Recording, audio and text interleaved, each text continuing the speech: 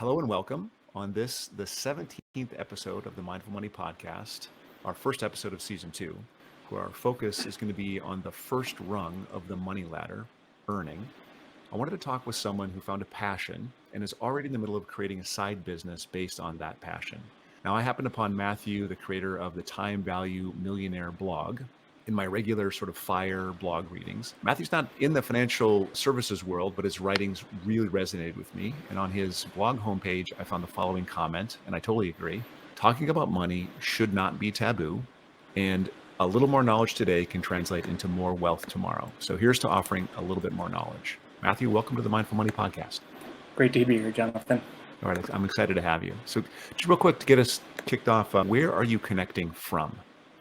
Yeah, so thank you again for having me on. I'm connecting from South Florida. We live in a small coastal town about 2 hours south of Orlando. Okay. And did you grow up there or did you grow up someplace else? So I come from a military family. I've actually lived all across the United States, and we actually lived in a couple international countries as well. But we've lived in Missouri, Michigan, a couple cities, different cities in Florida. Spent the majority of my life in Florida, but we also were in South Carolina, and one of the countries my father was stationed in was Japan, so we spent a little time there too. Cool. Are you so naval? Air Force. Air Force. Yeah, my dad was a civilian in the Air Force, and they didn't, because he's a civilian, they didn't move us around, but he was at Ellsworth Air Force Base basically from when I was 15 till when he retired. Okay, awesome. Yeah. He cleaned up spills next to Air Force bases because he was an environmental engineer. Anyway. Sure. Right. My dad, I think he did more support for all the different planes. So, they would be stationed at a plane, you learn everything about the plane, and then you would go ahead and fix the plane after, any type of mission that they had going on. Hey, did you have any do you think any unique money lessons as a child tied to moving around or tied to your dad being in the Air Force? Well, actually, no, because, growing up, being in a military family, it was very, command oriented, it was a very militaristic driven household. You had your chores, you did your chores, no questions asked, kind of like that. And, we actually didn't talk a lot about money growing up. I would, learn about a little bit of budgeting or how to balance your checkbook, when that was still a thing. But it was mostly, I didn't know much about money until I actually went to school and got my Bachelor of Science in Finance. But prior to that, I had no idea what was going on. Didn't know what the stock market was, didn't know how to invest, didn't know what a dividend was. It really was a blank slate. So how did I totally understand the command structure, I get that very, very well. But your experience as a kid with your parents, did they talk about money in front of you? Do you remember any experiences that sort of formed a foundation of your early money story? So that kind of goes back to what I have on my homepage on the blog where, growing up, money truly was a taboo topic back then. I mean, we really did not talk about it at all. And, I think I'm one of the lucky ones because I did go to school for finance specifically. So, I'm a little bit smarter than I was back in the day, but it really was, I guess the big lesson I got from childhood was, that talking about money, it shouldn't be that sensitive a topic. We just had a newborn enter our family a couple months ago, and, we've already set up an account for her. We already have talked about how we're going to, be very candid and explain, financial concepts to them once they grow up and, have that honest conversation. Because I think a lot of the problems nowadays is, I think personal finance is as a course, it's only taught and mandated by 14 different states at this point. Right. And so I think a lot of people, they don't have, whether you go to college or not, or whether no matter what career path you choose, money's always going to be that factor, that, thread that ties everything together. Everyone's going to do taxes. Everyone's going to have to learn how to budget. Everyone's going to kind of know how to set up their retirement. And so, I guess where I'm going with this is, there wasn't a lot of education growing up, and we kind of hope that, with our kid in particular, we're able to give them the knowledge they need so that whatever path that they take, they're financially prepared and they're not, getting their financial advice from, TikTok or some random post on Reddit. That's always the fear is, hey, buy this stock and put all your, lifetime savings in it. And then, it's a pump and dump scheme. And so that's really the lesson is, to always be open and honest, kind of what I didn't get as growing up as a kid. So just have that open and honest conversation. It really doesn't need to be the taboo subject, I think, that it used to be 10, 15 years ago. Yeah. Just briefly, can you give us a sketch of your career path? I realize you're still kind of in the early parts of it, but just tell us briefly about like the main gig, and then how did you decide to start a fire blog as your side gig?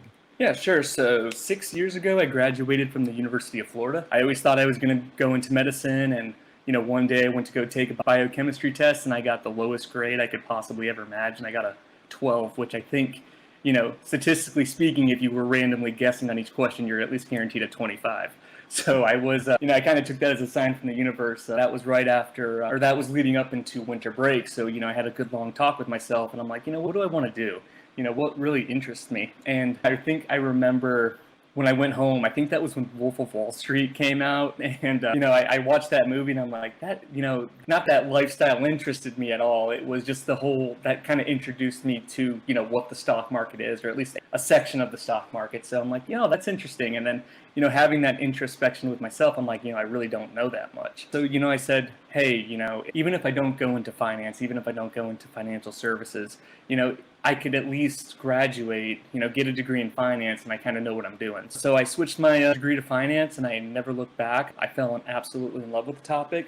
But about the time when I graduated, there wasn't a lot of financial jobs that I was interested in Florida, because I really wanted to stay in Florida. Florida's, my home. I've spent majority of my life here. So, I went to a career fair one day, and then, the company that I work for now, we had a good interview. They said, hey, we'll bring you on as a project manager. And so upon graduation, I took everything that I learned for the last 3 years and flushed it down the toilet from a career perspective and went into a completely different field. So then I've been in project management since 2016, and for a relatively large company.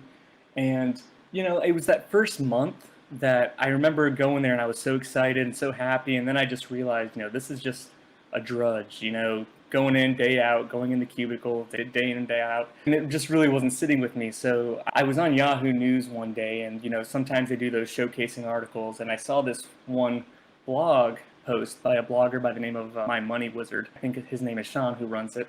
And he was talking about how he saved $100,000 by the age of 25. And he was talking about, the income he made. He was talking about his expenses.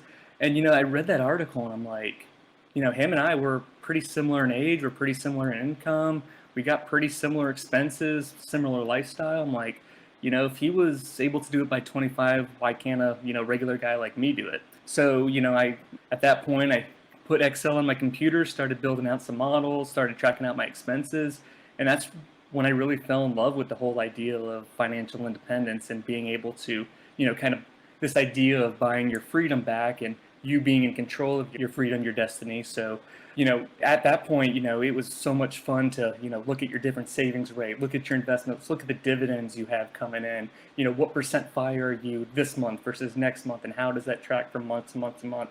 So I did that for a couple years, I think from 2016 to 2019.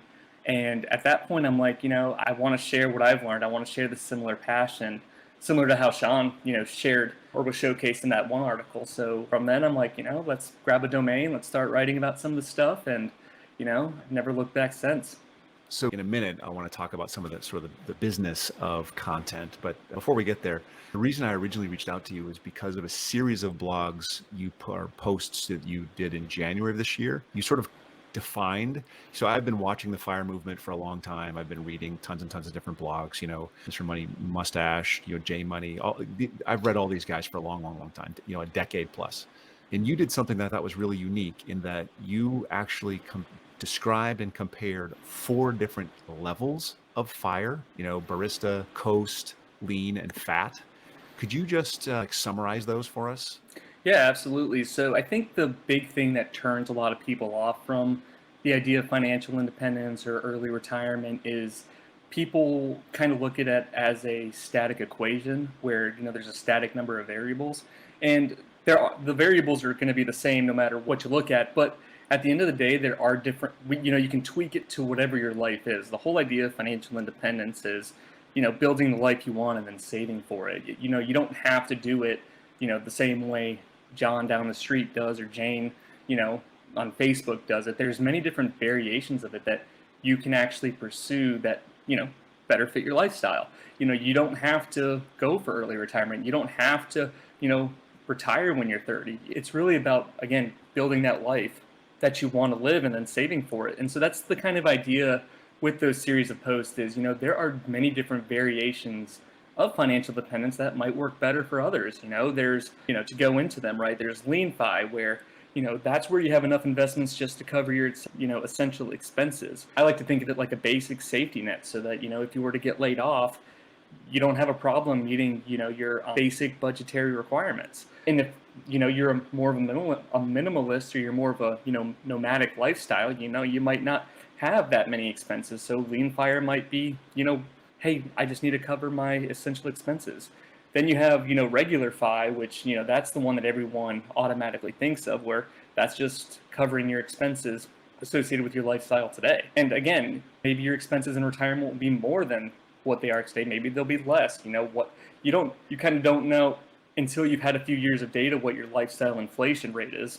So, if it's less, hey, it could be more a lean fire approach. If it's more, well, then you're getting into the fat fire, realm, where that's saving enough money to cover expenses with a higher standard of living. A lot of people associate that with luxury and being able to travel.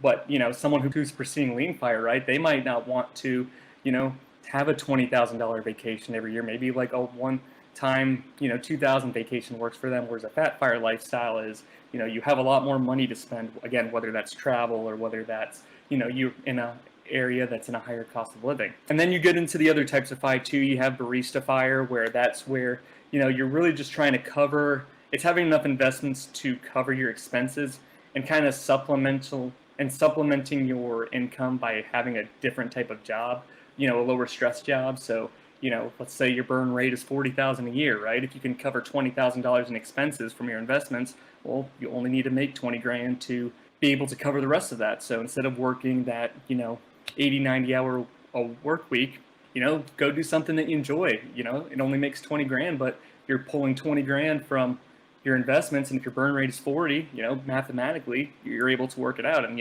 barista fi is for those folks who really want to quit the rat race early and be able to, maybe pursue a passion that doesn't pay 100% of the bills, but, they get that enjoyment out of it.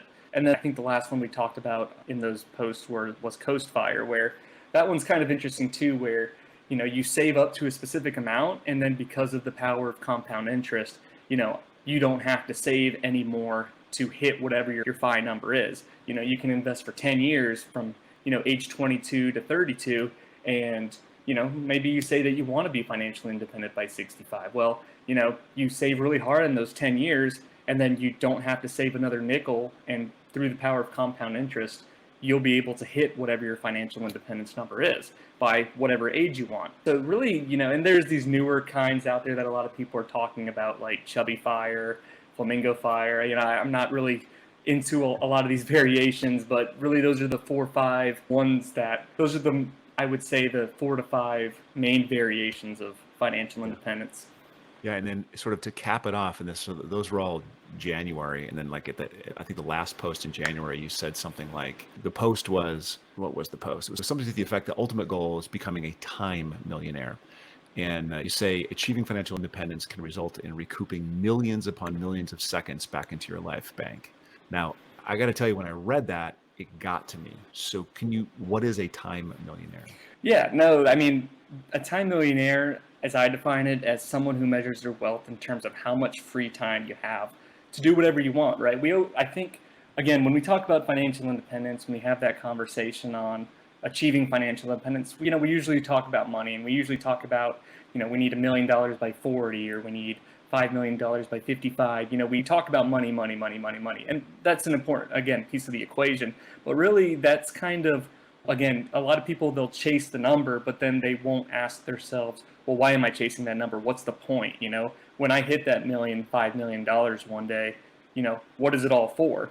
And really, it's all for, to have the time that you want to do, right? I think in that post, I did the math on, my current age, and let's just say, I live till I'm 79, I'm working 40 hours a week, and I'm working till I'm 65. And I think I did the calculations where, even though I'm 26, I'm 27 now, even though I was 26 at the time of writing that, if you take out sleeping, if you take out all the chores that I got to do, if you take out all the, traveling between work and all that, if you take all of that out, despite me being 26, I've already lived half my life.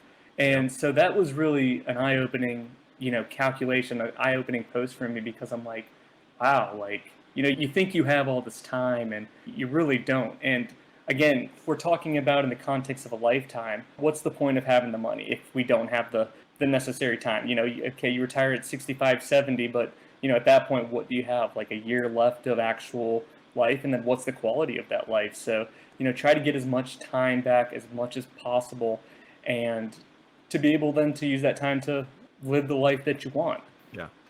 How important is it, in your opinion, that people have like their own gig, whether it's a side gig or whether it's the main stage gig, in the process of building wealth for themselves and for their family? Why do you think that's an important thing? Oh, absolutely. I think when you think about your traditional W-2 job, how much control, if we're talking about like a non-sales gig and you're not selling anything, right? If you're talking about your traditional 8 to 5, how much control are you really in terms of how you're able to grow your active income, right? So, active income being, hey, I spent an hour of my life doing something and I'm being rewarded $7 an hour, $10 an hour, $15 an hour, whatever. Our ability to increase that number, our per hour rate, is, at the end of the day, you don't have control over that. You might have a good quarter, you might, completely bust your ass at work. You could be, delivering 100 times more widgets than before you were there. But at the end of the day, you don't really see a nickel of that money. I mean, you might, but again, you're kind of hoping and praying that, hey, my boss saw what I was doing. I hope that the budget is good. I hope they give me the money. And honestly, I think in terms of building wealth, active income is nice in terms of having a nice, foundation. You're saving your 20, 30% every month or year. But I think really I think the important thing that a lot of people need to really look at is, earning passive income with a side gig. I told my wife, right? All right. I told my wife and I told a couple of other folks, right? When I started Time Value Millionaire, one of the goals, you obviously want to make a little money off of it. I'm not expecting to, be a millionaire off it, but I told my wife when we were in the hospital, when, our kid was a couple hours after they were delivered and, all healthy, I'm like, we were earning money from our website, and I was there experiencing the life of my, the birth of my first child. And that really resonated with her. And, she's been a real big proponent of having me work on the website because, again, the fact that I'm not trading my time for money, I was there to, witness the birth of my child. And, I look at, my account and I'm like, oh, I got paid that day. I got paid for work that I've already, put in the work for. It's a tremendous thing. And I think that type of wealth, whether, that kind of side gig, the versus active income, it's exponential. The money that I've earned from the blog since I've started it, it's an exponential growth pattern there. And the only thing that's stopping me is me, right? I'm the one who says, if I want to make 10% more, well, if I put in the work, I can see that, versus if I had a W-2 active income job, there's nothing guaranteeing saying that I'm going to get a 10% bump in my salary. Right, you're sort of at the whim of your boss or your management, or the company didn't do well this year, so we're not doing any raises. Right. Even if you're killing it, even if you're putting in the 80 hours a week and you're doing the best job you can't actively boost your own income. I think, though, I mean, if we're honest, right? I ran a business for 25 years before I merged my firm into a larger firm. But my additional hours of work didn't always translate into higher income. Like, some of the additional hours were spinning my wheels, like, frankly. Like, I tried a bunch of stuff that didn't work. But the idea is you learned, you shifted your direction, you were flexible in the approach, you learned a little bit more, you tried something new, and ultimately I was able to increase my income. And I think that's kind of what you're getting at. It's in your control. You've got to push through the challenges, but it's in your control. Absolutely. And I look back at some of the original blog posts I've written and I'm like, I seriously wrote that, Yeah, right. and it's, sometimes you don't do the correct research, or you don't write something that, really jives with people. And like you said, you kind of rinse, learn, and repeat. I think the important is being agile to the data that you have to make those better decisions. Because again, I look back at what I wrote versus what I write now, and I know that what I write now is definitely, it can be better, but it's, you're constantly improving, the kind of content that you're putting out. What have you learned by running a business? Well, so to be honest, I honestly think that blogging, all, I think that represents the ultimate business model, in my opinion. I mean, if you look at it, or if I look back at my business, right, I have like a 99% profit margin, right? I have domain hosting once a year that I have to pay. Other than that, I get all the revenue associated with whatever money that I earn. I've learned that, a lot of people are chasing social media. They're trying to do the quick hits of trying to get huge, nice short-term results, but then they're putting their heads in the sand on what their long-term strategy is, right? So, you might write a guest post for somebody else, or you might, share something to social media and it goes viral. And again, it's nice to see that. Everyone loves seeing, increase in hits. But a lot of people, I think, don't look at the long-term strategy of, learning proper SEO or search engine optimization. So if you're just playing for the long-term game like I am, I'm not really huge on social media, but I can guarantee that I'm going to get X amount of hits per day because since the beginning, since I've been writing on the blog since 2019, I've had SEO, I've had the long-term strategy in mind, and that has paid huge dividends. So I'll see some bloggers say, oh, we had a huge drop in traffic this month, and I'm like, huh, didn't really impact me. So, it's nice to have that free recurring traffic because, as I have a consistent, stable viewership, then you have income from ads. And then also a lot of people don't talk about is, the fact I have 0 employees. I'm the only employee. So again, I don't have to pay any overhead. I don't have to pay any employees. I write everything. So again, all that money's coming directly into my pocket. And then again, I think with blogging in particular, from a scalability perspective, it's definitely a close to infinitely scalable business where, again, if I write 1 post a month, right, I might not do the best, I might not grow as fast, but if I put in the work and put 5 to 10 posts out, I can scale it up or down based on the level of effort I put into it. So in my opinion, I think a lot of people should consider, starting their own blog. But when I say that, SEO is it's a long-term game. It's a lot of people, it's evolution, right? People, if you don't see instant results, you're going to, pivot to something else. Whereas, I don't know, I think that's the biggest thing is just always having the long term in mind. And if you do that, you'll always win. As long as you're consistently executing, it doesn't matter. I think you're always going to pull that ahead. Got it. I think that's all a very good backdrop. And I mentioned sort of before we started that, I've worked with wealthy people my whole career. And I started Mindful Money to kind of share the lessons I've learned with those that are just starting to build wealth. And this season at the Mindful Money podcast is really about that earn rung of the financial ladder. So can we go into a little bit more depth about the business of the Time Value Millionaire? Like, I kind of understand how you selected FIRE, but did you by the way, FIRE is Finish Independent, Retire Early, for anyone that doesn't know what that acronym stands for. Did you consider anything else at all when you were starting the blog? So when are you talking about choosing the topic specifically? Yeah. So, I mean, depending on the niche that you select, there is different, profitability. One niche might be more profitable than the other. So, as an example, like if someone wants to start a gun blog, a lot of advertisers, that would be considered a sensitive topic, and a lot of people won't want to advertise on your website.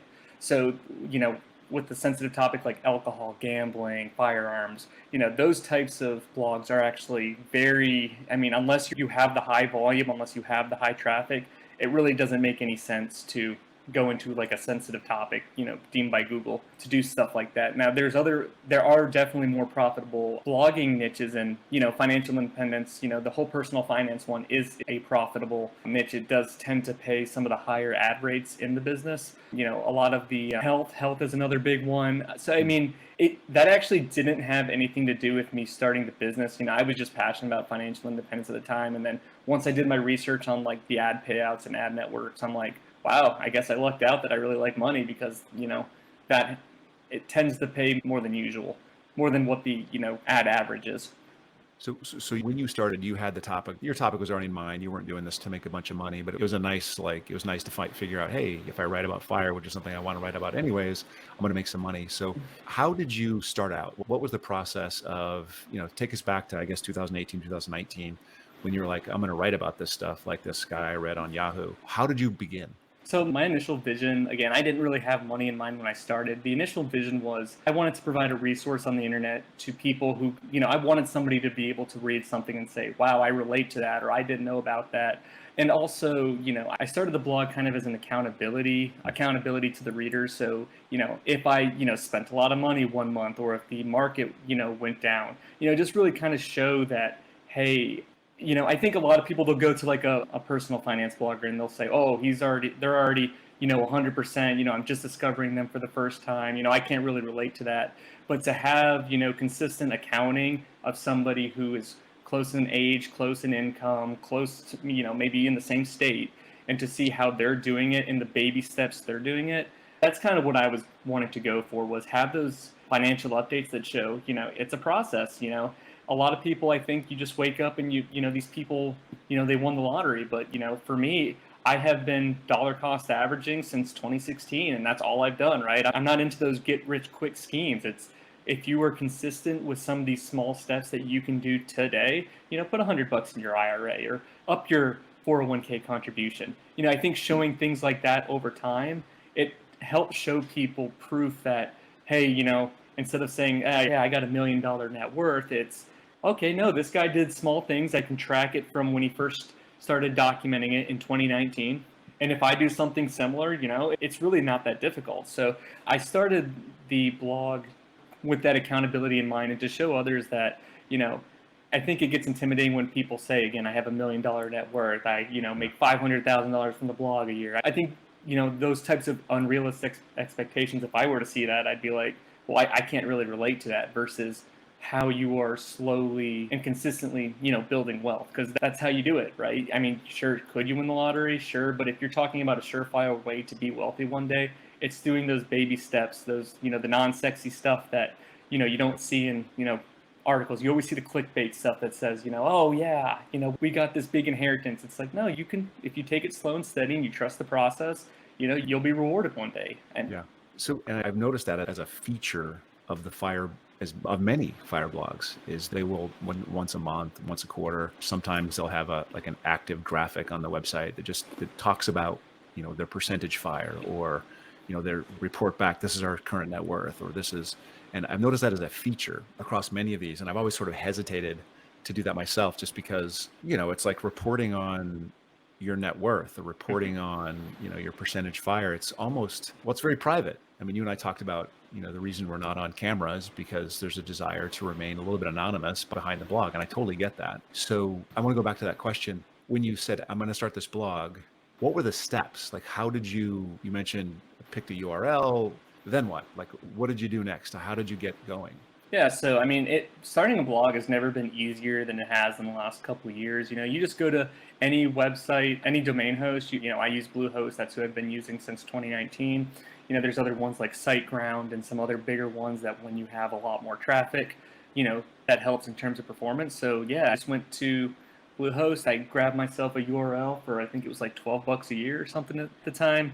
And then from there, I installed WordPress, which is the most popular and the easiest to use kind of blogging software, onto the URL. And then from there, you pick your theme, you pick out, you build your logo, you upload your logo, and then you kind of do all that web development where you're kind of building it to what you want to do. And then from there, WordPress, there's a big old plus button, and you just create a blog. And then once you have it done, then you hit publish, and then you rinse and repeat.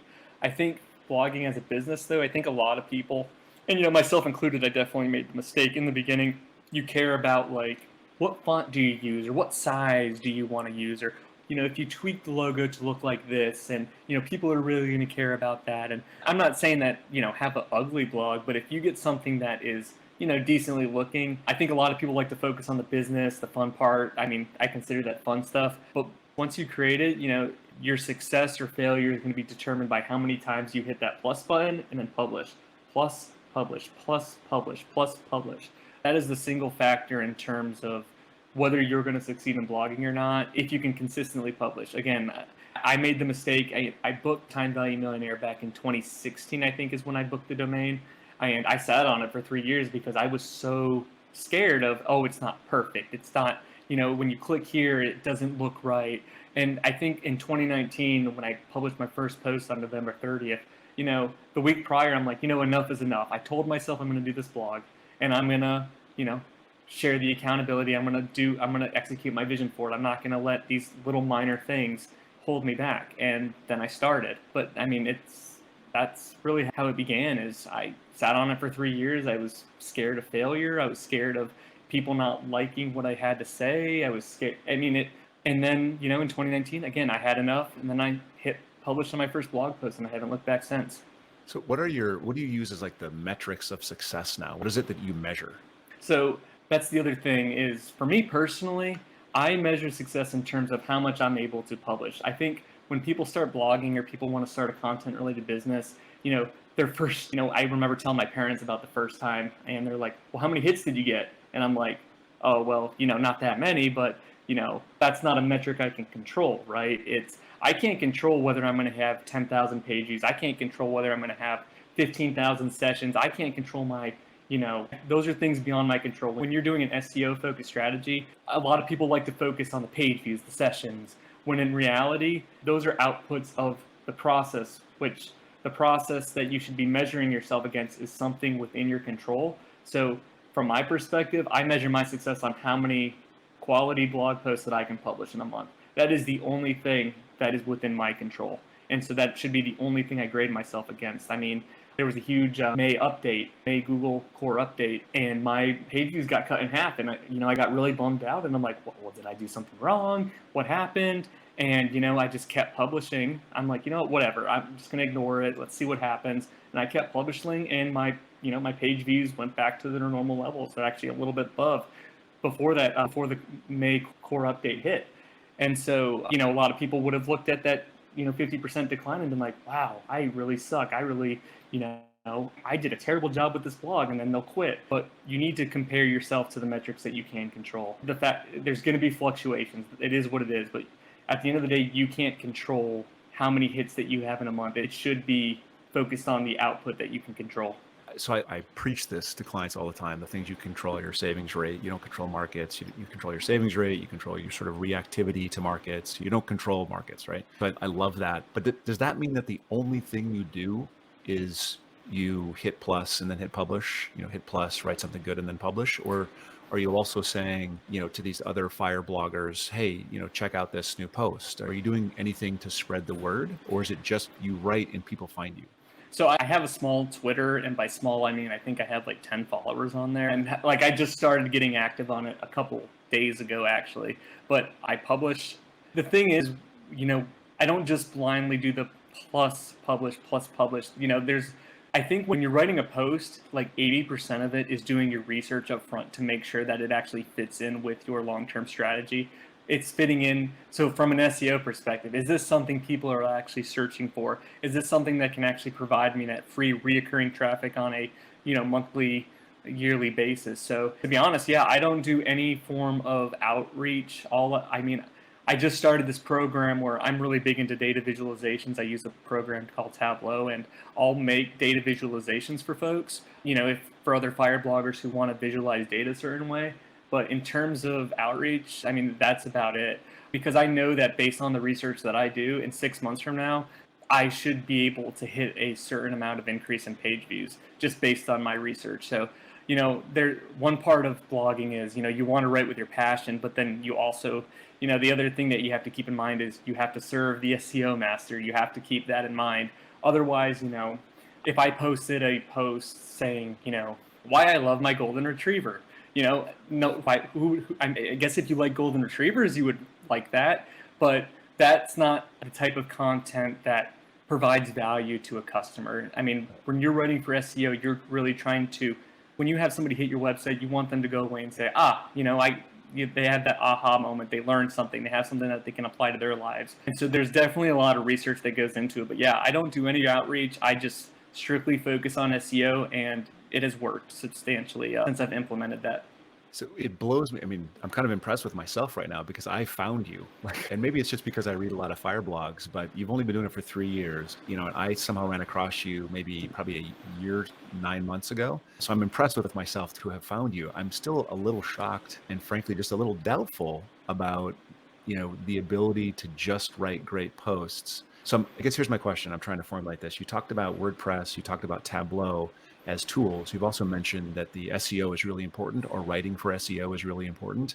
What are the tools you're using to determine what that SEO is? Like, how are you researching to determine, hey, these are the kinds of things people are searching for? How do you find that out? Yeah, so everyone's process is a little bit different. What I have found success with, there are tools. When I first started Time Value Millionaire, Ahrefs is a good tool. It's spelled Ahrefs. They had a 7-day, $7 free trial where you could do that type of analysis, SEO analysis, to understand what underserved topics there are. So I used that in the beginning, but after that $7 trial, it was $189 a month, and with me trying to keep things as lean as possible, wanting to increase the profits of the business, obviously I'm not going to do that for a long term. So it was nice to get me started for a couple months to have topics, but really, the process, it's as simple as what I'll do is I'll have a book next to me at all times, whether I'm going to work or whether, I'm just sitting at home and, my wife and I were watching How I Met Your Mother or something like that. I'll have my little book next to me and I'll think of an idea and I'm like, oh, that'd be kind of interesting. And so what I'll do is, as an example, the types of financial independence posts. When I first was doing my research on, hey, what is financial independence? What all entails that? When I was first looking up stuff like that, there was nothing there. And I'm like, there's no way that there's nothing there. So, you would go to some of the well-known bloggers like Mr. Money Mustache, My Money Wizard. I would go to a couple of these guys and I would try to, piecemeal this data, but then I'd be like, I can't be the only one with this question. What are types of financial independence as an example? And so, I typed that in, I don't find anything. So then I'm like, okay, well, I'm going to write the content that I know would provide value and I know other people are searching for. And then if it's good enough, if I write all right enough, if I hit it enough, people will find value in it and Google will reward me. And I think that was the second or third post I posted. And that one became an instant hit. It was, you go to Google, you're looking for something, you might find a Reddit post, you might find something on Quora, but there's no website that's covering the topic in depth. So if in that specific case, I covered the topic in depth, and I think within 2-3 months, I was #1 on Google for types of financial independence, and that brought in a lot of traffic. And so it's really what I'll do is I'll go into Google, I'll search something that, a question that I might have. Like I did one the other day. I think I posted one a couple months ago about, is buying a website a good investment? I couldn't find any data-based, answers to the question, is buying a website a good investment? I ended up writing the post that I would want to read. I did the research, I did the calculations, and again, that post is doing well. So I go to Google, I see if whatever topic I have in mind is actually, if it's been written about, if it's been written about by the Titans, like something about, what is financial independence, right? You're not going to rank for stuff like that. You're competing against folks who've been in the business for 10, 15 years. I'm not saying that you won't eventually rank for something as, large as that, but it's really tailoring those queries or trying to tailor those questions to things that, don't get a lot of hits, haven't been covered by, Forbes, hasn't been covered by Mr. Money Mustache. You look for those topics that, are niche enough that, people are looking for it, but then also aren't covered because to someone big like a Forbes, why would I cover something that small? So even though that's something people are searching for, so it's going into Google, seeing what the results are, and, if I think, based on the crappy results or no results at all, then I'll write a post about it. And that's pretty much the process. Is just, there are tools again like Ahrefs, but honestly I've learned throughout this process that Google is, it's the source, right? If I'm writing to appease Google, I should go directly to Google. So I'll go into Google and I'll do my research, I'll search things, you go to the people also ask, thing that will come up sometimes. If there's already a featured snippet for it, which is that top, above ranked #1 post, you might not touch that with a 10-foot full. But again, with the types of financial independence, that was a broad enough topic. I'm like, no one's written anything about that. You write about it, and then, again, people have that same search intent is what they call it. People were searching for it and no one was covering it. So, and it does, when you see SEO for the first time working, it blows your mind. I mean, you're not going to see it for 2 to 3, 4 months. As your blog gets bigger and as your authority grows, your chance to rank #1 goes up with time. However, those first couple topics that you cover, I mean, I think there's been research done that, your peak where you hit on Google, where you settle on Google, it's after 6 to 8 months of when you publish. So that's kind of frustrating from an A/B testing perspective. Like, oh, did I do good research? Did I not? But I mean, really, it's that easy. I go into Google, and yeah, so you just analyze the Google results. I mean, the thing that's really interesting about this to me, zooming out from the fire blog model, you can search beekeeping, you can search gardening, you can search, if you're interested, and this is the kind of thing I want to get across this season is whatever the topic is that you're interested in, it could be Dungeons and Dragons, it could be, puzzles, it could be, pick your topic. And absolutely, like I have another URL that I snagged. It's a blog that I'm eventually gonna open up. It's called Tropical Tree Guide, right? One of my passions is we live in South Florida. We live in a great climate, and I love growing all these exotic trees like rainbow eucalyptus, ylang ylang, coconut cream mangoes. And so again, when I go into Google and I'm like, how to take care of a rainbow eucalyptus tree, or how to grow, or what kind of soil to like, there's nothing there. So that's going to be an example of a blog where that's not fire related, but I know talking with some of the folks around where we live, I know that there's other crazy plant people like me. So, and I'm not the only one who has a rainbow eucalyptus or an ylang ylang or a Barbados cherry. So that's an example of, once I can take care of Time Value Millionaire and I got it in a self-sustaining mode, then move on to the next business. But you're totally right. Whether it's Dungeons and Dragons, beekeeping, there's always something that people are searching for, and it doesn't matter what topic. As long as you're passionate about it and you like writing about it, you're good to go. The deeply interesting thing about this to me is, you would think, given that, I don't know what the actual statistic is, but the internet has doubled in size every 5 minutes for the last 20 years. You'd think that every topic has been covered, but it's just not the case. Like you just talked about a specific tree that no one's talking about, right? So there's how many other things could you, even in the fire space where there's hundreds of very successful fire blogs, there's still topics that people don't talk about or that no one has cornered the market on. And believe me, Mr. Money Mustache has tried. Like he's written about everything you can imagine, but there's still little nuggets and little things you can talk about that he hasn't covered fully. So I guess the point is the opportunity is still there to start a blog. It's a little bit maybe tighter niche at this point, but can you touch on, since there aren't the AHRESS, that's not one of the tools. What are the tools that you use that help you in this whole process? Ahref is what I used initially. It really is just Google and WordPress, right? Google and WordPress, right? WordPress, it's a free plugin. That's the blogging term. It's a free plugin that you put on your URL, and okay, now you got your basic WordPress template all set up. Now I'm going to Google. I'm searching.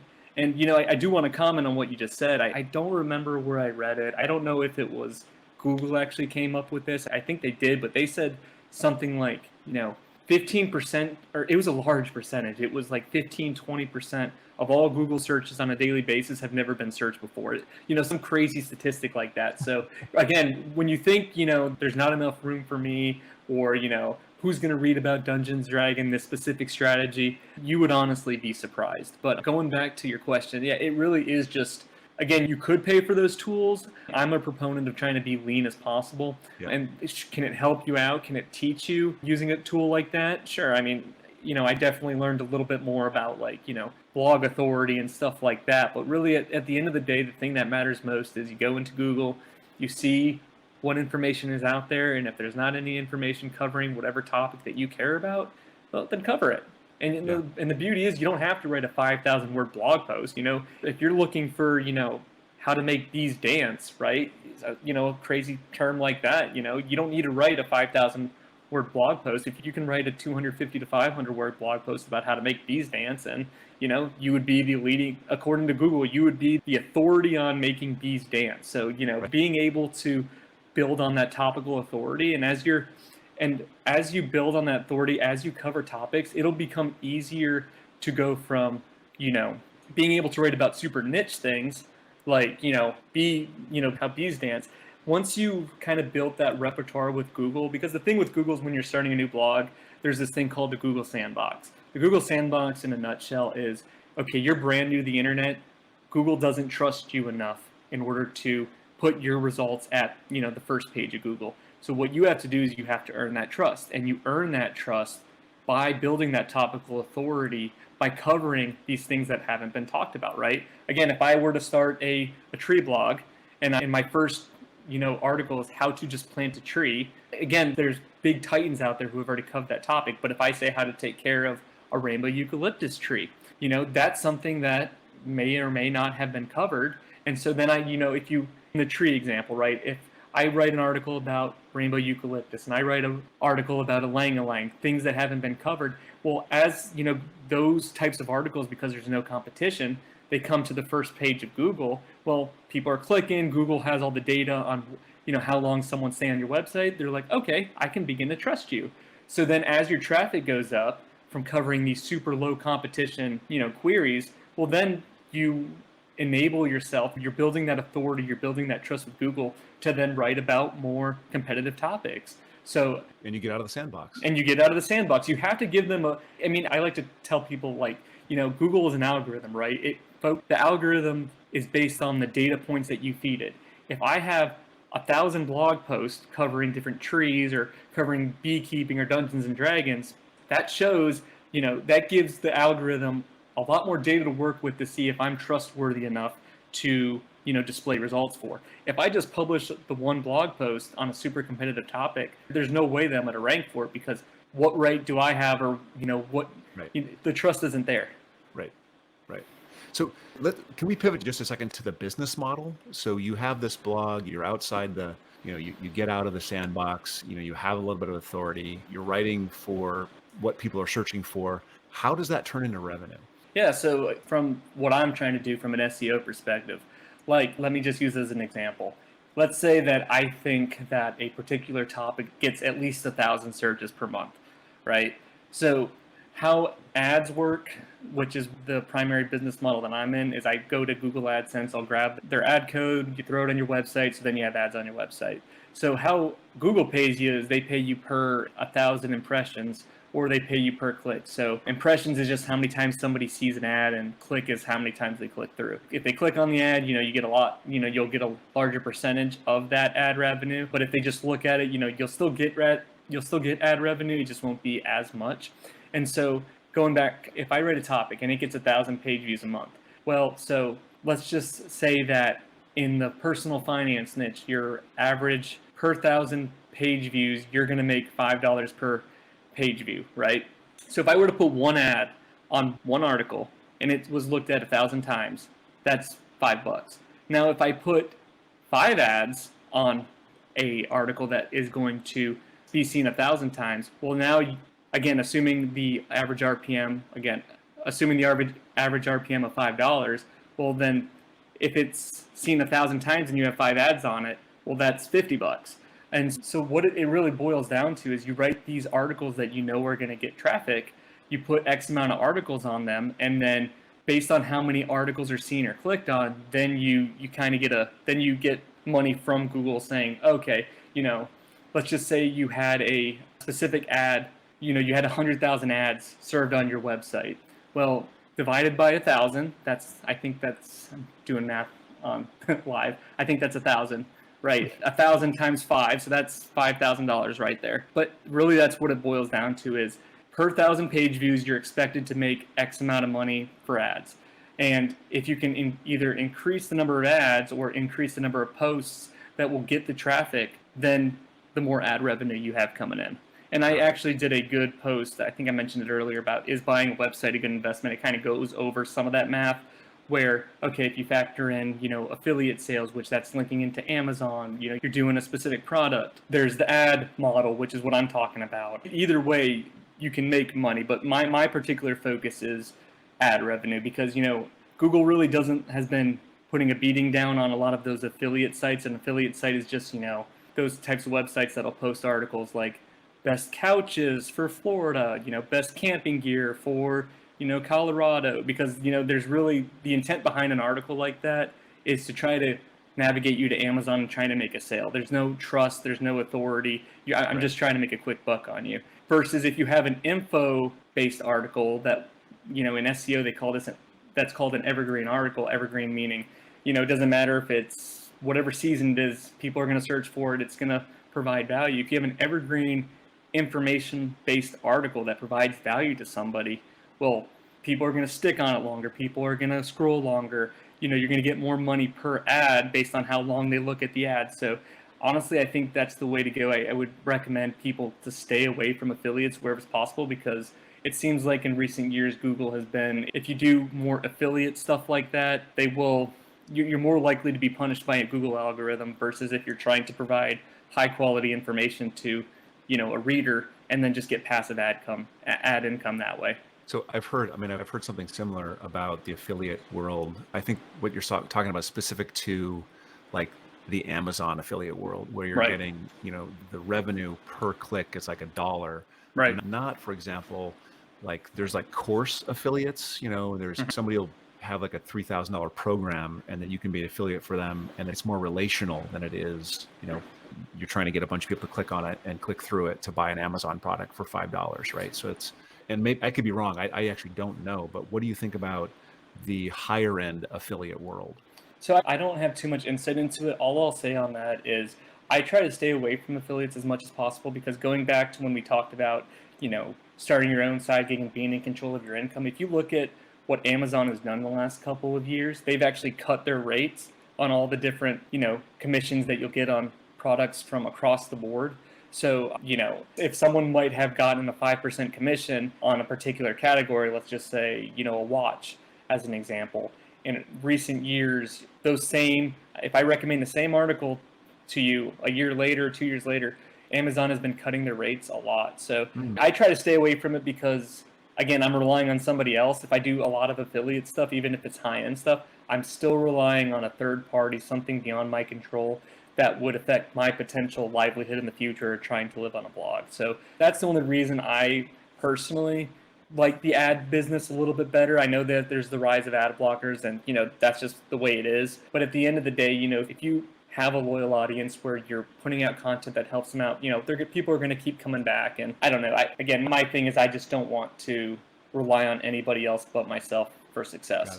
it. Just real quick, I know that you keep mentioning page views and there's $5 per thousand page views. How do you tell? Like, how does somebody know how many page views they have? How do they then verify that they're getting the right payment from, say, Google or wherever the ad revenue's coming from? Yeah, so when you install WordPress, I forgot to mention that it's not necessary, but a lot of people, what they'll do is they'll install this program called Google Analytics to their website, and that it inserts a little bit of code into your header of your website so that it will tell me how long someone's been on the website. It'll tell me, what their journey through the website is. Maybe they came in organically through this one article and they clicked through to this other article, and then maybe they went to Amazon, or maybe at that point they ended. WordPress has this plugin called, I think it's SiteKit by Google. Google actually makes it. It's a plugin that Google makes that will insert that code automatically for you, because when I started this, and even to this day, I'm not a big coder. I'm not a big dealing with a lot of that web development stuff. So I relied on that SiteKit plugin from Google to insert that code automatically, and then from there, it's you just go into your Google Analytics account, and you can be able to track everything in that one convenient location. Got it. I have been in the Google Analytics, and I guess I am less of a tech person than you are, because that confounds me like incredibly. I have Hmm. no idea how to read those things. So I have historically worked with some people that have helped me with that. So there's resources out there that Yeah. can help you with it if you can't do that yourself. And they're not atrociously expensive. I mean, you can pay a lot of money for somebody to manage this stuff for you all the time. And I don't think that's necessary, but just getting started, you may want to do some research on how Google Analytics work. You may want to do some of that yourself. You may want to actually get a coach on how to do it as well. And make sure that person is from a reliable source. I know I've heard horror stories around the community where Yeah. they'll hire, someone $5 from Upwork or something, and they'll inject malicious code into your website. You don't know any better because you're not a coder, and then you're wondering why Google then blocks, penalizes you for clicking on your own ads or any type of fraud like that. So, and then they can get into the website, they can delete everything. So if you do go through a person, just make sure it's somebody who you can trust. Make sure you meet them face to face, or they've got a good reputation, they got great reviews, because I've read a couple of those horror stories around the internet where I'm like, gosh, dang it, if that happened to me after all the hours I put into that, your baby, I would be really upset. Totally, totally. Just one last thing in this line of thought is there, in terms of just business model and revenue, we talked about ads, we talked about affiliates. Is there anything else out there that people use to create a revenue source for their content? Yeah, sure. So, I mean, they can sell their own course where, they'll go through a platform like Masterclass, and sell their own course that way, where that's more direct to consumer. I'm selling a digital product to you, or I'm selling a digital course to you. A lot of people will do ebooks. A lot of people will show you, I've seen some people do like SEO courses, like how to write for SEO, how to really up your Pinterest game. So I think that's the other business model that a lot of people can pursue, which is developing your own products and selling them directly to your readers. Again, cutting out the middleman. You don't need Amazon. You don't need another affiliate program. So I know those have really good margins on them. If you're really passionate, again, beekeeping, if you really have a course on how to do beekeeping in South Florida, people will pay for that, especially if that information doesn't exist. So that it's ads, affiliates, and your own digital products. Those are the three kings of monetization on a website. Got it. So you had mentioned in a prior conversation that you were trying to show the world that wealth building isn't as scary as we make it out to be. I think you referenced how it's all just simple math, data and math. Can you explain that real quick? Yeah, so I named the website Time Value Millionaire. I named it after this concept I learned. It's really big in the financial world. I'm sure you know about it, the time value of money.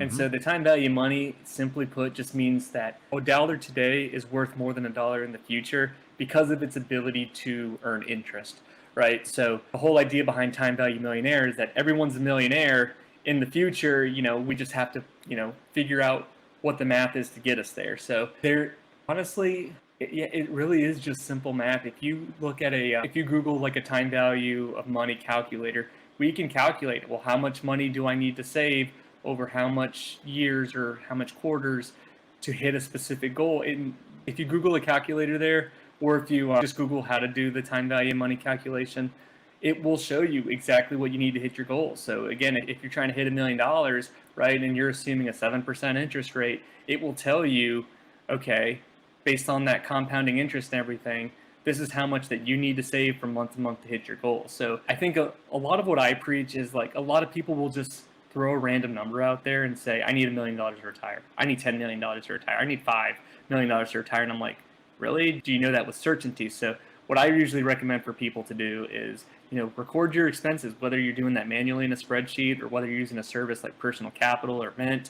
Understand what your expenses are over like a 6 to 12 month period. Get a good idea on what your monthly expenses are. From there, you'll be able to understand what your yearly expenses are. From there, you'll be able to add a factor of, okay, maybe I want to, have $20,000 more in retirement, or, I want to spend a little bit more per month to month. You factor that in, and then you do a time value of money calculation, and it will tell you exactly how much you need to save in order to hit your goal. It really just boils down to A plus B equals C. We just need to plug in the A and the B to get C. Right.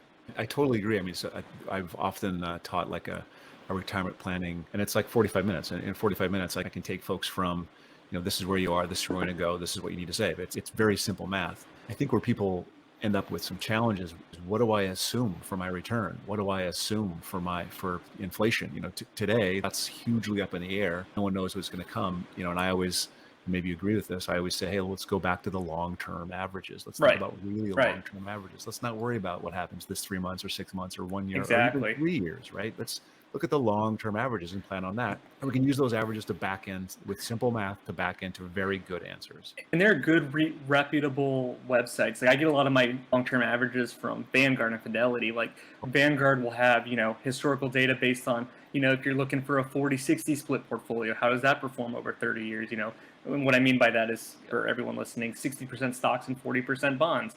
How does that traditionally perform over a course of 30 years? Or maybe you're a 50-50, or maybe you're a 30-70. There are websites like Fidelity and Vanguard who, that's their bread and butter, is to understand this data and present it to their customers. And, there are other websites as well, but, you can easily build those assumptions based on the long-term averages either that they give you, or, with a couple Google searches, you can definitely get an idea of what is, what the historical average is. Yeah, I like what you said, in that there's sort of two steps in my mind. One is, and I think you've said this for 3 or 4 times now, you really, really need to understand where you want to go. You need to understand what your dreamed of life looks like. And then it's a matter of just simple math. And once you lock in, this is the dreamed of life, and then you do a little simple math, it's you get your answers. And they're actually really easy answers once you do those two pieces. And again, when someone says, I don't know how much I need to retire, I'm going to say 30 million. And then they do the math on what it takes for a $30 million portfolio. And it's like,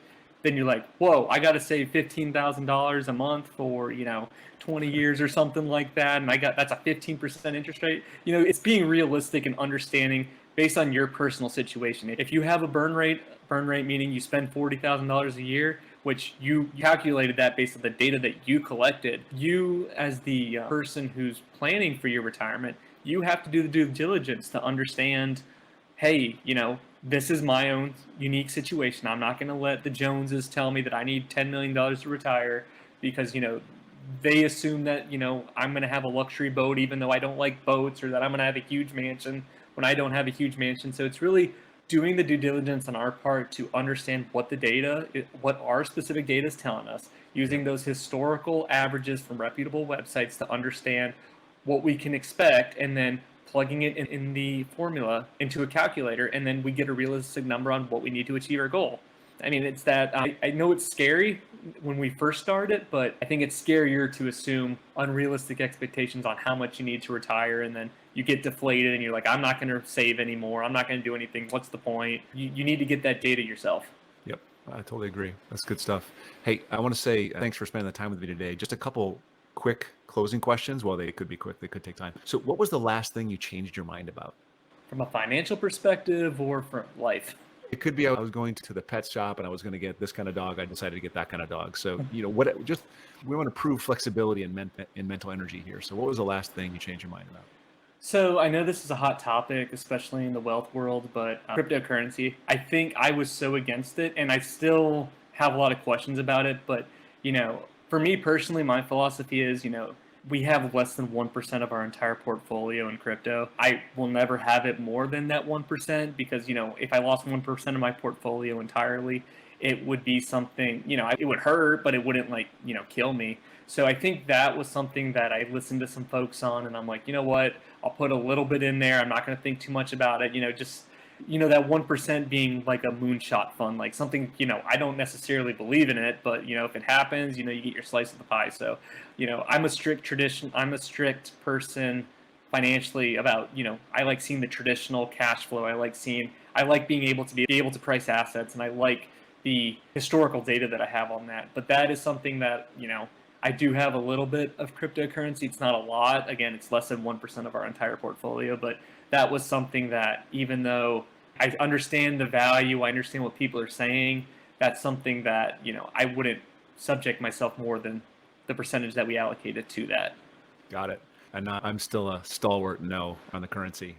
Yeah, I mean, I understand the technology behind it, but at the end of the day, it's like, it's funny to see people talking months ago or years ago saying, oh, it's a recession-proof asset, but then when you see it move in direct correlation with what we've been seeing in the markets lately, I'm like, okay, that's cool. So it's like, again, we probably have like $200 or something. It's really a minuscule amount, but I never do more than that. It's just you're quote unquote hedging your bets. Yep, I get it. It's okay to speculate a little bit as long as you recognize the speculation. Right. The second thing is there anything people don't know about you that you really want them to know? Well, from a personal perspective, I'm probably in the top 1% of people who have seen Hamilton. It's a musical. If you haven't seen it, really watch it. I listen to the soundtrack all the time. But from a serious perspective, I think is, one of the reasons why I love the blog, that Time Value Millionaire, is I'm very passionate about data. I'm very passionate about not accepting things for face value and looking at the raw data myself. I've gone so far as to email the Federal Reserve and tell them that a lot of some of their calculations, that I can't remember if it was inflation or something. I can go back and look at that, but I found an error in how they calculated inflation. I sent them an email and they're like, thank you for correcting this. I've talked with them a little bit about their data.